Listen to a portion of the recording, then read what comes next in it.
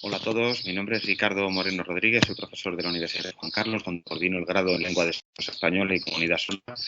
y mi comunicación está centrada en hacer un breve repaso sobre la historia de la educación de las personas sordas y del papel de la lengua de signos en la misma.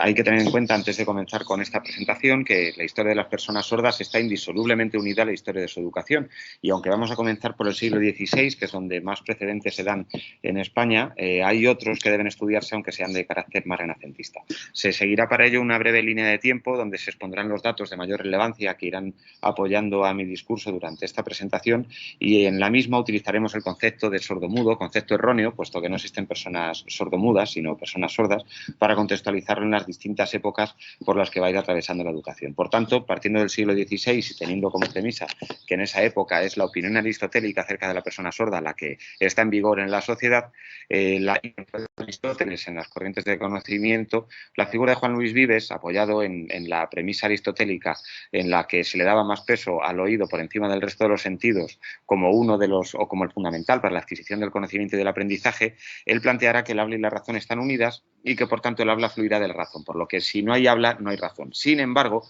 Juan Luis Vives reconocerá el ojo como sentido del aprendizaje y la mano como sustituto de la palabra. Por lo tanto,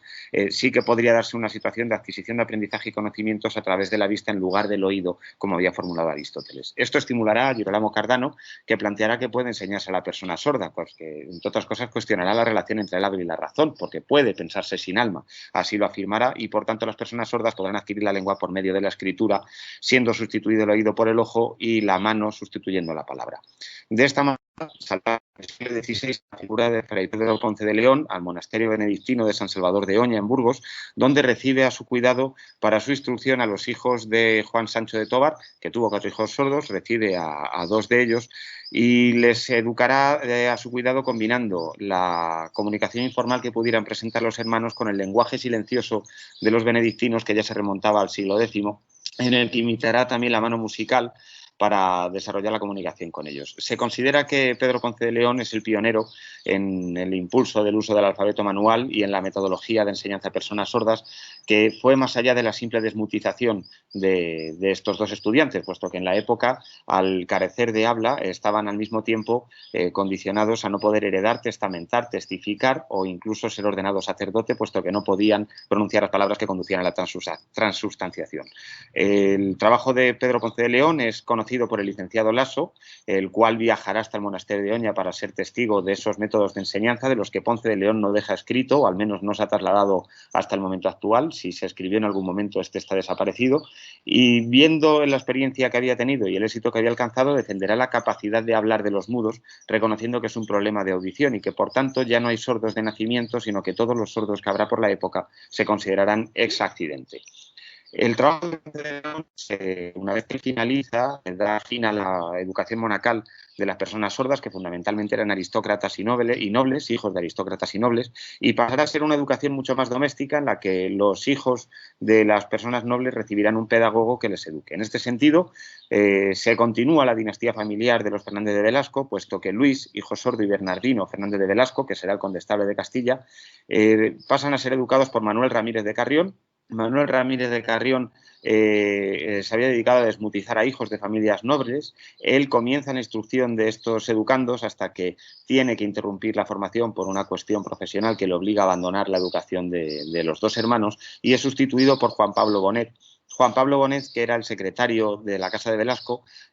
continuará el trabajo de Ramírez de Carrión y en 1620 publicará el primer gran trabajo dirigido a la educación de las personas sordas, titulado Reducción de las letras y arte para enseñar a hablar a los mudos, el cual constituirá una piedra angular para la educación de las personas sordas a lo largo del tiempo, y que, como veremos más adelante, llega a influir incluso en el desarrollo de los centros educativos en Francia a manos del abad de Lepé. El objetivo que plantea Bonet en ese momento es facilitar el aprendizaje de los educandos sordos, simplificando la enseñanza. Es cierto que existe una teoría sobre un posible plagio a la obra magna de Carrión y de Ponce de León. Carrión se atribuyó la autoría de los métodos de educación de personas sordas en un libro que nada tenía que ver con educación, que eran Las maravillas de la naturaleza, y este es un dilema que todavía sigue en ciernes y siendo motivo de discusión académica, puesto que al no haber alusión alguna en el trabajo de Bonet ni a Carrión ni a Ponce de León, pues se presume un posible plagio del trabajo realizado por ambos. Una vez que finaliza esta educación doméstica, la educación de las personas sordas en España queda paralizada, no vuelve a haber precedentes de ello hasta el siglo XIX. Fray Benito Feijóo, que también es benedictino, resalta el trabajo de Ponce de León en su obra, en el Teatro Crítico y Universal, donde defenderá el mérito de Ponce como inventor de la enseñanza a los sordos y de la desmutización de los sordos. Y en las cartas eruditas y curiosas hablará sobre las enseñanzas de un portugués, Jacobo Rodríguez Poreira, que parece depender de la obra de Ponce de León, aunque no existe como tal, y ejerce la denuncia a Juan Pablo Bonet como impostor y plagiario del método. El trabajo de Feijóo se sustenta en el mérito del benedictino Ponce de León y, por tanto, reclama la autoría de la educación de las personas sordas en el territorio patrio. Es de destacar en el siglo XVIII ya la figura de Michel de Lepé en Francia, quien fundará la Escuela de Sordos en París, ya dirigida no solamente a personas nobles, sino también a personas de carácter humilde, en el que combinará los signos metódicos, la lengua de signos existente con el uso de signos metódicos y que se apoyará fundamentalmente en la obra de Juan Pablo Bonet, para la cual llega a aprender español para poder trasladar el método educativo que éste había desarrollado para poder llevarlo hasta la escuela. Esto constituirá el origen del método francés, del método manualista apoyado en la lengua de signos, donde se caracterizará por utilizar la lengua de signos como lengua natural de las personas sordas, a diferencia de los precedentes anteriores que habían llegado a prohibir el uso de los signos en algún momento de la instrucción para garantizar la oralización de los mismos. A este método francés se opondrá Samuel Einicke con el método alemán, en el que lo que se propondrá será precisamente eso, evitar el uso de la lengua de signos para fomentar la oralización y la vocalización de las personas.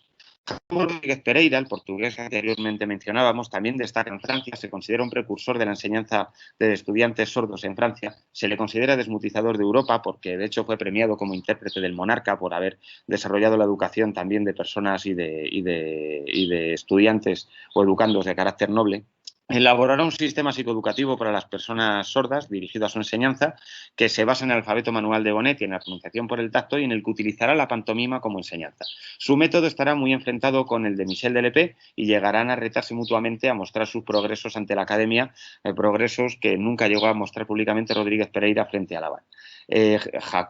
Basi Panduro es uno de los grandes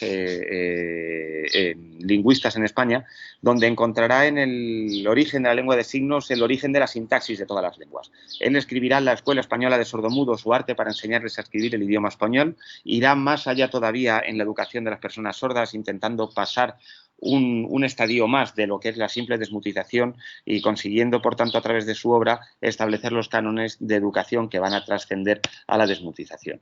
El trabajo de la CLP influirá hasta en el desarrollo de la lengua de signos americana y en la aparición de la actual Universidad de Gallaudet, puesto que fue este el que acude a la escuela de Labat para conocer los métodos de enseñanza que se estaban siguiendo y recibe el apoyo de los 3 educadores que habían sido discípulos de Labat, apoyo directamente recibido de Clerc, que la acompañará a Estados Unidos para crear la primera institución educativa allí que constituirá la base de lo que será la Universidad de Gallaudet que hoy conocemos. En España, mientras tanto, en el siglo XIX, nacerá el Real Colegio de Sordomudos, creado por Carlos III por el apoyo de la Real Sociedad Económica Matritense de Amigos del País, donde se creará la primera institución educativa dirigida a personas sordas y que ya en el 34 incluirá también a estudiantes ciegos bajo el mando o la dirección de Ballesteros, pasando a ser el Real Colegio de Sordomudos y Ciegos. Se apoyará además en 1857 en la institucionalización de la Limoyano, que garantizará la educación pública y gratuita para todas las personas, donde las personas sordas cobrarán especial importancia y que ya hasta el 87, donde se establezcan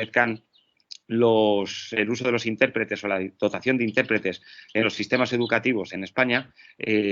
sustentado en la Ley de 1970 de Educación, pues no tendrán mucha más diferencia, puesto que en el Congreso de Milán de 1880 lo que nos encontramos fue con una anulación del uso de la lengua de signos en los sistemas educativos y, por tanto, una extirpación de los maestros sordos de los centros educativos. Ante ello luchó Juan Luis Marroquín, que funda la primera escuela para sordomudos adultos y llega a reclamar ante Francisco Franco la necesidad del desarrollo de sistemas educativos de carácter profesional para las personas sordas. De esta manera, desde la implantación de los servicios mímicos de intérpretes y la creación del ciclo formativo de intérpretes interpretación en lengua de signos, que garantizará la dotación de intérpretes en los centros educativos, hasta la actualidad, que en 2016 se cuenta con el grado en lengua de signos español y comunidad sorda, el panorama de la educación de las personas sordas ha sido muy variante. Se ha visto cómo se ha ido trascendiendo desde esa educación oral hacia la educación signada, cómo se ha mantenido el dilema entre el método francés y el método alemán, que se ha trasladado hasta la actualidad y que ha supuesto en muchas ocasiones la exclusión de un sistema educativo ordinario del conjunto de estudiantes sordos dirigidos de manera preferente